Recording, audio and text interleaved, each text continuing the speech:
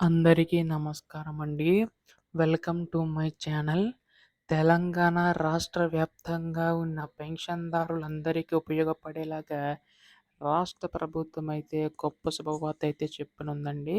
So, ప్రస్తుతం 43,00,000 మంది ఉన్న పెన్షన్‌దారులందరికీ కూడా మనకి ఈ యొక్క ఆసరా చేయూత పెన్షన్ పెంచేందుకైతే సిద్ధమవుతున్నట్లుగా తెలుస్తుందండి. సో, మనకి ఈ యొక్క పెన్షన్ ఎప్పుడు పెంచనుంది అన్న దానిపై ఈ వీడియోలో పూర్తి సమాచారం అంతా కూడా తెలుసుకుందాం. అంతకంటే ముందు చాలామందైతే వీడియోనైతే చూస్తున్నారు కానీ, సబ్స్క్రైబ్ అయితే చేసుకోవడం లేదు. మీరు గనక సబ్స్క్రైబ్ చేసుకుంటే నేను పెట్టే ప్రతి చిన్న లేటెస్ట్ అప్డేట్ కూడా మీరు ఎప్పటికప్పుడు మిస్ కాకుండా తెలుసుకోగలుగుతారు. అందుకోసం వెంటనే ఛానల్‌నైతే సబ్స్క్రైబ్ చేసుకోండి. అలాగే వీడియోకైతే లైక్ చేయండి. దీని ద్వారా మరికొంతమందికి ఈ సమాచారం అనేదైతే తెలుస్తది.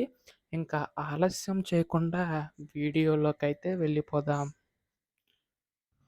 సో, ప్రస్తుతం మనకిక్కడ ఆసరా చేయూత పెన్షన్ సంబంధించి వాళ్ళని చూసుకున్నట్లయితే, మనకి ఈ యొక్క పెన్షన్ సంబంధించి గతంలో ఎలాగైతే వస్తుందో అలాగే అయితే వస్తుందండి. సో, మాకీ పెన్షన్ పెంచట్లేదని చెప్పి చాలామంది పెన్షన్‌దారులైతే ఎదురు చూస్తున్నారు. సో, ప్రస్తుతం దీనికి సంబంధించి గాను రాష్ట్ర ప్రభుత్వం అయితే కీలక అప్డేట్ అయితే జారీ చేసిందండి.